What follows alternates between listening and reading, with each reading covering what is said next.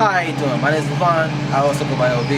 Right now for KIN 35, I'm talking about weed, marijuana, pros and cons of it, good things, bad, a little bit of info between. Today I'm going to be doing this with a classmate and a former classmate of KIN 35. We can go over today. Get back at you. Today, my name is Cedric, and we're going over with you some of the pros of marijuana. Did you know that in 1996, California became the first state to legalize the medical use of marijuana? And then 8 years later, the Senate passed a bill called 420, which allowed the doctors to prescribe marijuana to their patients for medical uses, and also allowed patients to carry medical marijuana and purchase medical marijuana in legalized, regulated dispensaries. Marijuana is not as bad as some people think. You know, people use it for insomnia. That's one of the major cases, which means some people can't sleep at night, so they smoke weed, it mellows them out, and they go to sleep. They also function very well, and you have people who smoke it to calm themselves down because they're under a lot of stress. It helps them relax. Hey guys, did you know most states are passing laws for people to smoke medical marijuana? So, what can it treat and who can use it? Pain is the main reason why people ask for a prescription, says Brett Weasley, MD, a pain medical specialist at the University of California, Davis Medical Center. It could be from headaches, a disease like cancer, or long-term conditions like glaucoma or nerve pain. If you live in a state where medical marijuana is legal and your doctor thinks that you would need it, he will give you a marijuana card. You will be put on a list that allows you to buy marijuana from an authorized seller called a dispensary. Doctors also prescribe medical marijuana to treat muscle spasms called multiple sclerosis, nervous pain from cancer chemotherapy, poor appetite, and weight loss caused by chronic illness such as HIV and nervous pain, seizures, disorders, Crohn's disease as well. The FDA has also approved THC, a key ingredient in marijuana, to treat nausea and improve appetite. So you can get the munchies.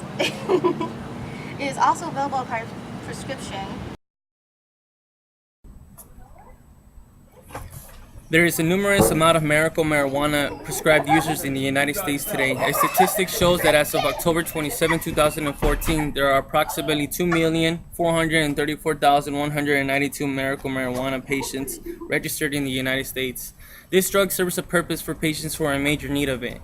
The positive use of medical marijuana is that it has helped a lot of people who are medically ill. It is mostly for the patients who have a heavy amount of pain in their body. For example, it is for the people who have just been recently diagnosed with cancer or any type of medical issue like chronic pain, seizures, anorexia, arthritis, migraines, or the HIV virus. The people that are experiencing these types of illnesses are most likely going through a very difficult time.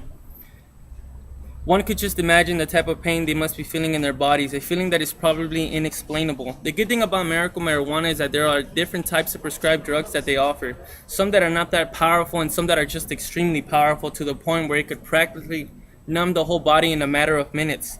The prescribed drug overpowers the pain for a short period of time while the drug is still induced in the body. If a person is going through a massive amount of pain because of the ill conditions they are in, the drug instantly removes that pain while the patient is still using their prescription. There are a variety of ways that the drugs can be consumed, either from smoking it to eating the prescriptions.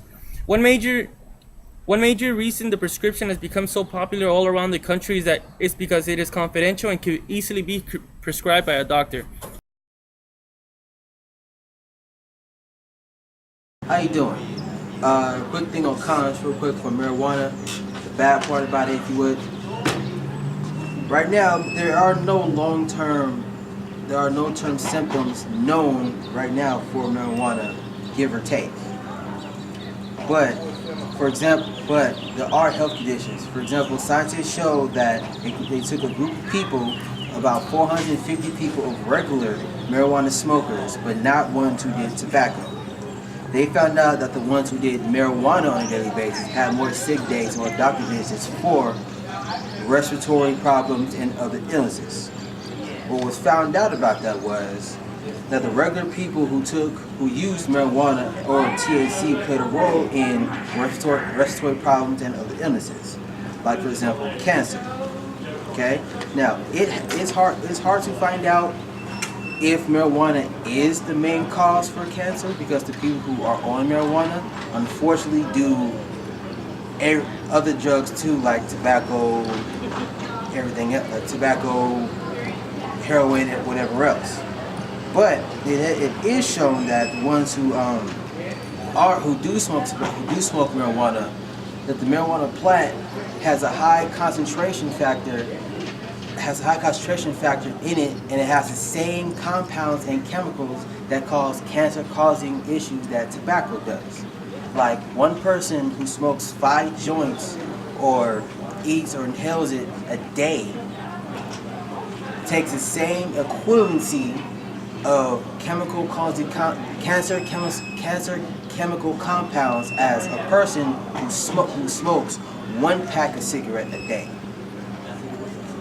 And studies also show that leads also to head and neck cancer.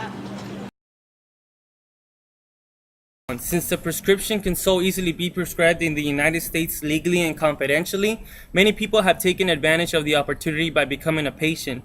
As the patients increased, so have the medical dispensaries all around the United States, unto the point where you can easily find one on every corner of the city if you pay close attention to them. The dispensaries display a green cross on top of the doors. Now the problem is that the people have found a way to abuse this medical use by becoming a patient just to use the substance legally. Since it is considered illegal to consume it without a prescription, the problem with the using of the drug is that it becomes very addictive. It can literally consume the life of a person and even lead them into another gateway drug as the tolerance of the drug tends to build. Another problem with the drug is that it is confidential. A patient has the legal right to say that they do not use it, since it is protected by a medical law. The issue is that when it comes to employees or just the public eyes, one can never tell exactly who is on it. And what if the user is under the influence of the drug and might be doing something important that requires a lot of attention, like operating a heavy machinery or delivering important information that requires a lot of active thinking? Sure, there are a variety of ways to consume the prescription, but one of the most popular is smoking it. And with the tolerance that this drug builds, people will smoke all throughout the day and all throughout the time. It will eventually damage the lungs and the internal organs.